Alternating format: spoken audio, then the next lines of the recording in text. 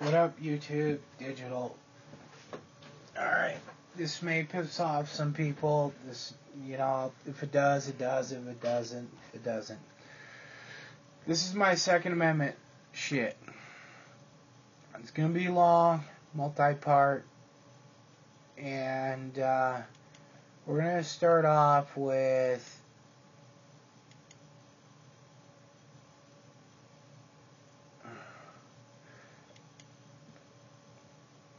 how I think. A lot of people do not understand how I look at things, how I think about things, and everything else. I could say something, I could say that's stupid, or people are being retarded, or whatever else, but people will say, oh, fuck that. They don't understand why I'm saying it. And I think,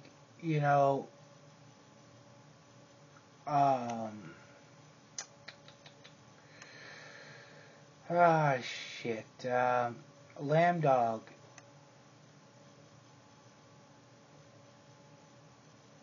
always likes to say, people base their decisions and everything on shit that's going on in their life.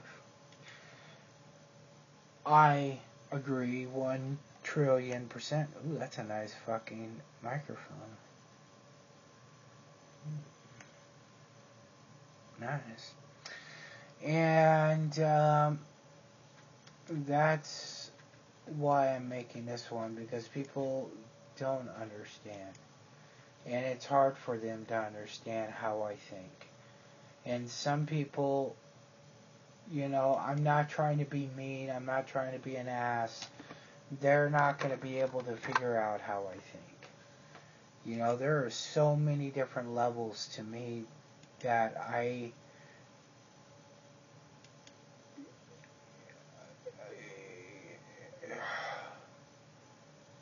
if I know someone's trying to figure me out, I will just purposely keep changing until they just walk away.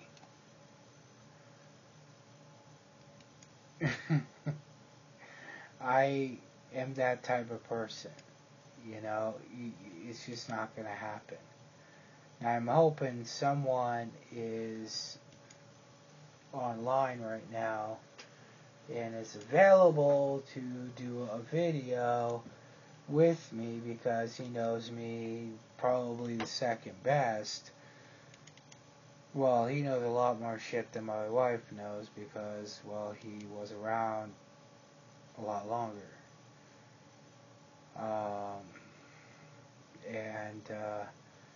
So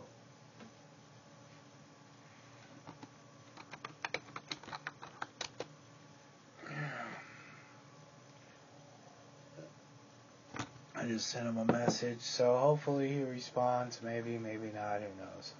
But anywho, let's go to my father's father. And he is he's a genius. Guy is. The guy worked for an engineering firm that supplied plans and shit to, I don't know. It's weird that he had, and back then we didn't think too much of it, but he had casting parts of extra shit, and I wish I grabbed some of that shit, because God knows what it'd be worth now, lying around. But his work was so involved that he never saw his kids.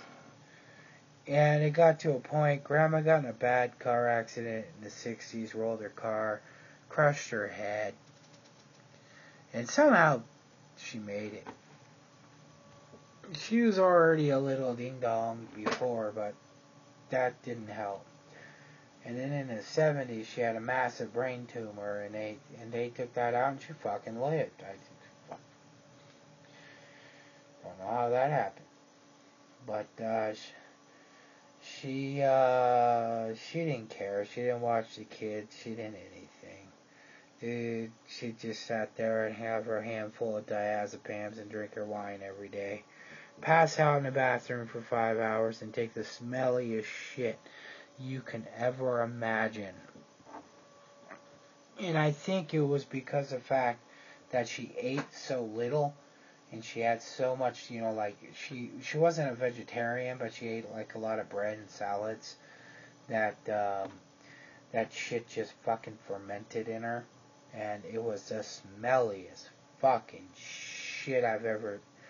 Open up the door when she'd finally wake back up, and oh Jesus Christ, oh my God, all fucking just about die, But anywho, now you know about my grandma's shit. Literally. So my father grew up without a father because his father was never around.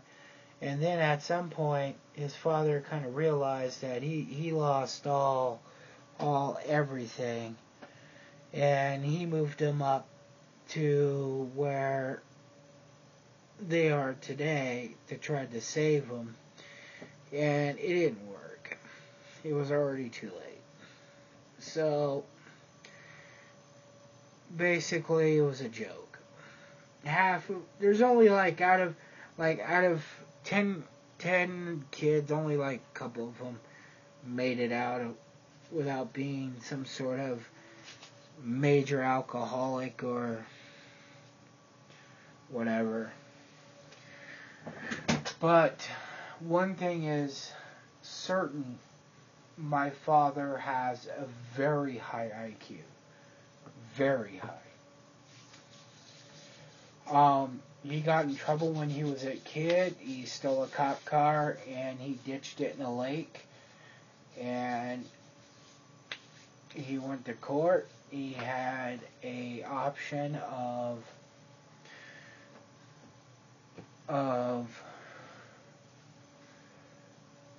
going to jail or going to the military, and he picked military because he knew at that time there was, shit a brewing, so he might as well just get that in and out shit before it got real bad. And the only place they'd take him was the Navy. And he had to do basic and all that other shit, but Grandpa said, okay, we'll sign you in. And they signed his okay. He was 17. He went in, did his shit. But it was on his way out. And he got in trouble a couple times late to, what do you call muster or whatever. But when he was coming out, they wanted him to resign. And they actually respected him because he fixed a lot of. He was just on a what do you call it? A mail ship. They just fucking carried shit.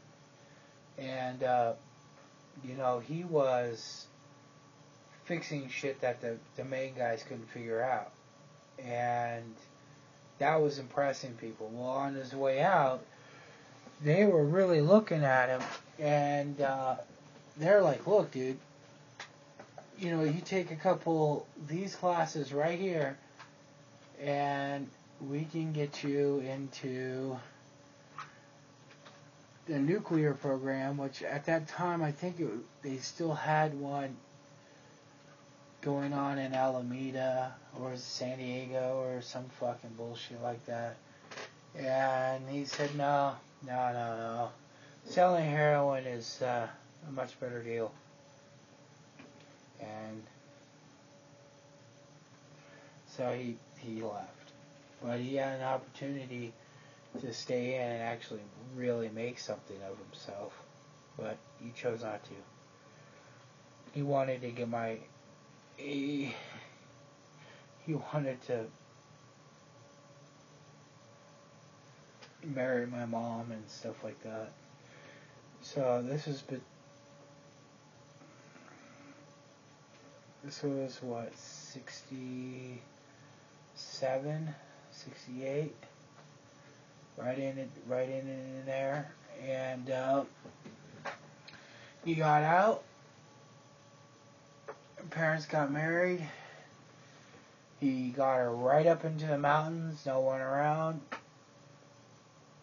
And I found out later on that he killed what would have been two of my brothers. One would have been born in 69, one would have been born in 73.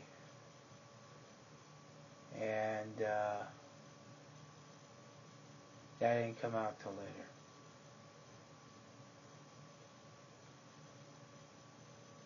But as I was a kid, besides the beatings, when I was growing up, I watched him hustle people.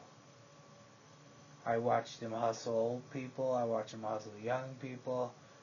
In racing, I watched him hustle, do fucking everything. He was a con fucking man. And he had connections everywhere.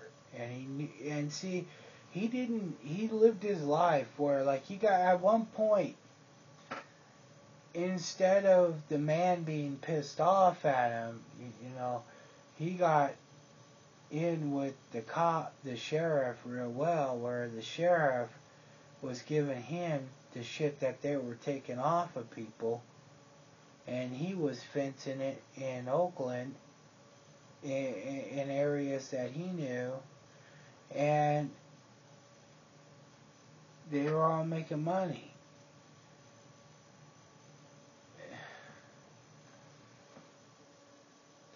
And I'm watching this shit, and as I'm growing up, my parents divorced in 78 or whatever.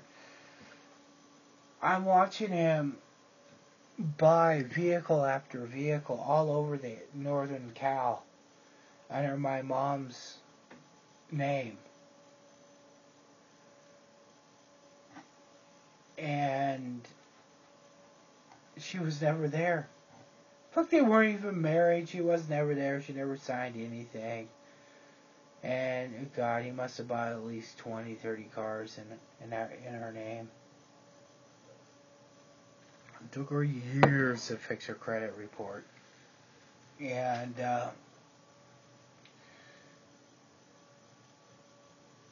he would take them, strip them. So I would end up helping strip them. And I knew what a chop shop was when I was a kid. I worked it.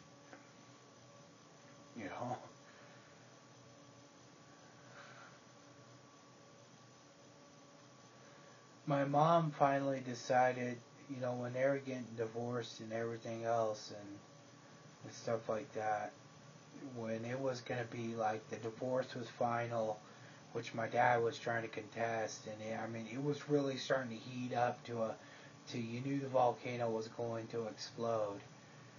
My mom talked to a family member who was in with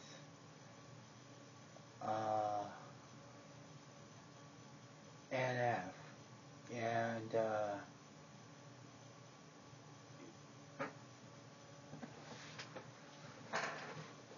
Nestra, what is it? Nestra Familia, whatever. I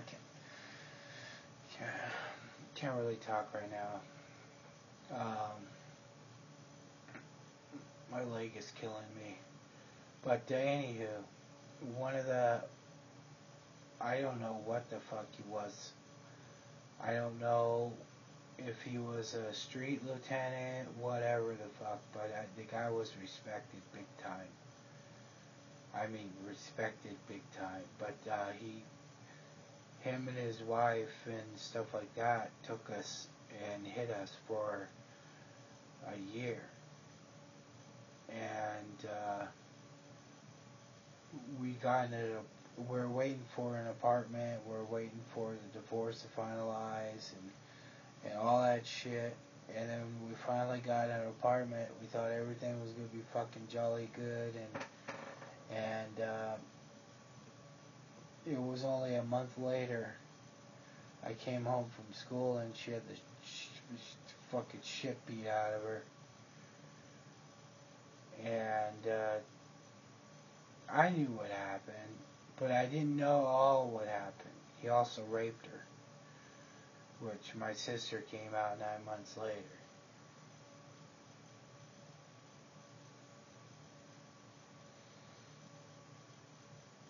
So, this whole, yes, my dad's smart as fuck, but he's a con man. He's a predator. And goddamn it, fathers, I swear to God, some of you lazy fucks with your daughters.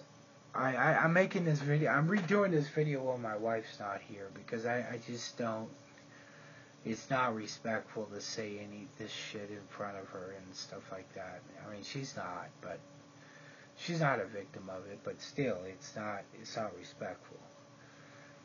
But some of these goddamn fathers out here, man, you fuck. They don't even know how easy they make it. I mean, some girls, they just need to hear something. It's that fucking easy. If I knew what I knew now in like junior high, man, I'd be fucking the teachers. I mean, it's ridiculous how fucked up that shit is. A girl, regardless if she's always gonna be mommy's princess or whatever, she always needs a father around and treat her right. Do not let her sit on uncle's lap too long. Any of that type of bullshit. Because I tell you what, that whole predator bullshit's real. And I can tell you right now, you can just fucking you can tell. If you have it in you, you know. They're walking, you're in a club, you're walking down the street, it's like fucking, yeah. And it's like you could tell what, and that's why I want my friend, what she, god damn it, wake up, you bastard. I mean, we used to serve papers for some of these girls, and Jesus Christ, man, it was too easy. I mean, we could sit there and tell them exactly what happened with their lives, because it just became that good. I mean, it just really was. There was one girl that sat next to me at work named Julie, and I like Julie. She was a little cutie pie, girl next door. Some guys might not like her that much because she's not like, fucking, model hot, but she's pretty cute, and, she'd tell me how her boyfriend is and everything else, and I'd tell her the next 5 things he would do, and sure enough, I was right on every single fucking one of them. And then, one day, I was sitting there, and this other girl, because all the girls came and talked to me in the office, because they knew I knew how to handle all this type of bullshit. So they come talk to me. So, one day, this girl named Maggie came talk to me, and she's telling me this story and everything else. I look at Julie, and I said, sound familiar? And Julie's like, oh my God. That's the same fucking, right. Do you know how many times I hear the same fucking story every day? So daddies, please, knock this shit off, man. I'm telling you.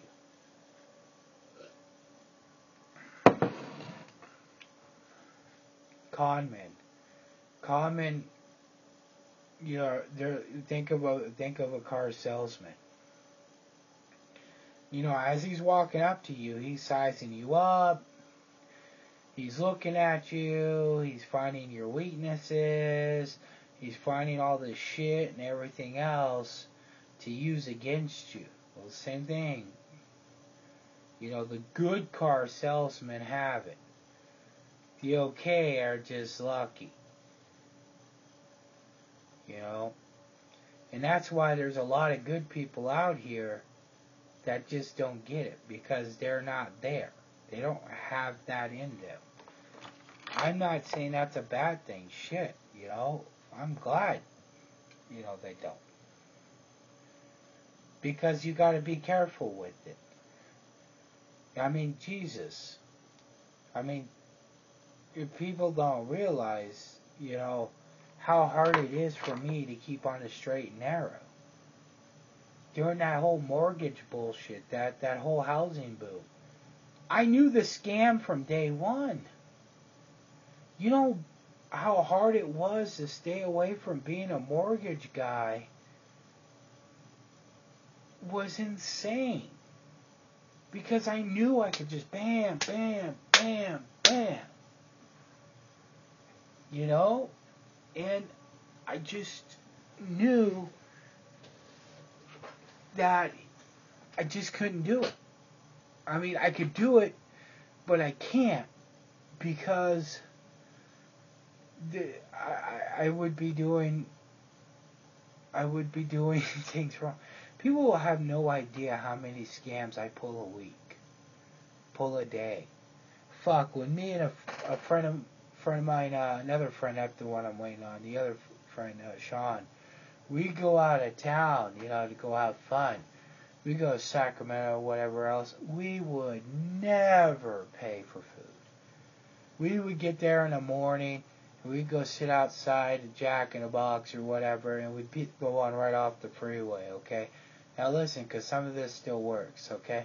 So you pick the one right off the freeway, okay? But it's going to a different place. So like in Sacramento, we pick one off 80 that's going towards San Francisco, right?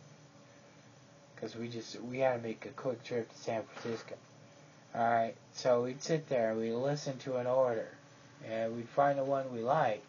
And we'd write that shit down, write the time down, and there we'd go. We'd come back later on and we'd say, man, we came through here, man, this fucking shit sucked. Fries cold, this sucked, service sucked, this, everything else. Do you have a receipt? No, you threw all this shit away. They're fucking stinking up my car when we were in San Francisco. What time did you come through? 10:40. We ordered this, and this. You know, no, I mean, fuck, I pulled that scam hundreds of times. I've pulled hundreds. There's so many scams I've pulled that I can't even remember them all. I mean, I even talked about back during that time when I was pulling scams to get painkillers. Oh, Jesus Christ, man. It was too easy. There was doctors that would get too suspicious and they would start getting on you. And yeah, I could see it. And I'd say, man, I don't know. Back fucking is killing me. See, an x-ray, they'll always do an x-ray. But if they had an x-ray before you did and then after, they could tell. But they can't tell unless you broke a bone. They can't tell if a muscle's tore. They don't know what your muscle looked like before. Oh, you didn't know that. They can tell if it's completely torn. But they couldn't tell what it looked like before. So then I'll add, you know, if they get really suspect, I'll say, look, you know, I don't know. You know, I was at a frat house, whatever. You know, fuck shit, man. See, it even fucking burns when I pee. And I'll add that in if they get really suspect. And they'll give you, you know, your little cup. Here you go. You know, go fill it up. And then when I'm in there, I'll prick my finger, drop a couple drops of blood on it, put it in there, kind of shake it up a little bit. There we go. Okay, cool. Put it in there. And you don't want to, you want to swirl it because you don't want the foam. You want to swirl it. Okay? And then you go in there and you want to swirl, stop backwards, stop forward. Okay? Now, then you want to give it back to him, and when he looks underneath the microscope, he's going to see the fucking blood in there. And he's going to go, oh shit, his back is hurting because his kidneys and everything else hurting because he's got a fucking bladder infection. He goes, God, and then he'll write me some antibiotics and painkillers.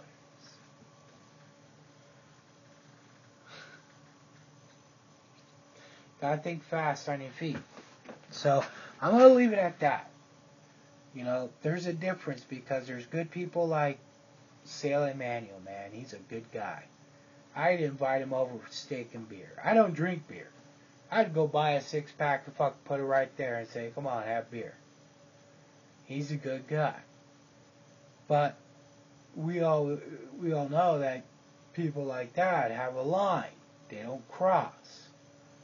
Well, since they don't cross it, they don't know how that side thinks. Alright? It's kind of like It Takes a Thief, that show was showing people how thieves work. Because people can't think like a thief, so they don't know how a thief works.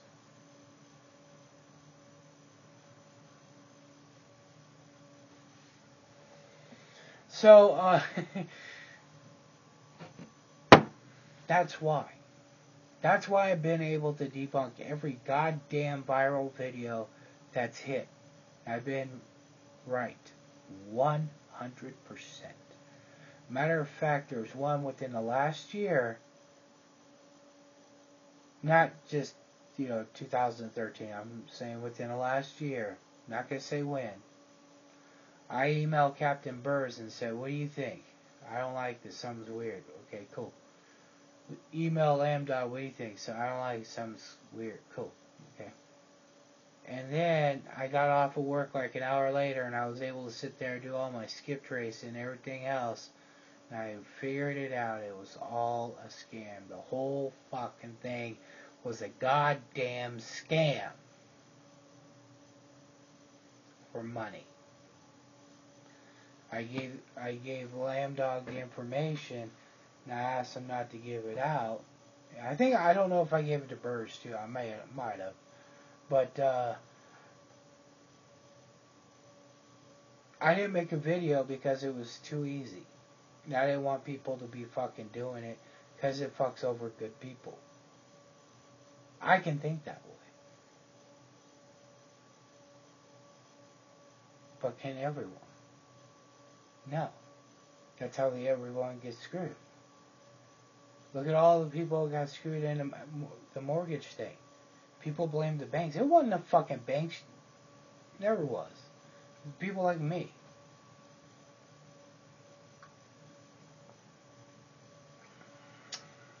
Peace.